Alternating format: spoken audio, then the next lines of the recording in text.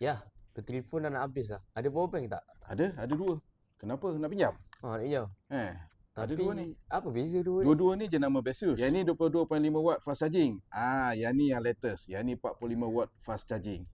Siapa suka yang macam gini, ada gantung macam gini, boleh pilih yang ni. Ini 20,000 mAh tau. Korang terus ada built-in. Type C pun ada. Kalau yang pakai Lightning pun ada. Semua dah siap built-in macam ni. Yang ni pun 3C. Siapa nak pergi overseas, boleh pakai yang ni. Kalau nak yang latest, yang ni lagi fast charging. Memang friendly untuk naik kapal terbang. 45 watt lebih fast charging. Yang ni Lightning.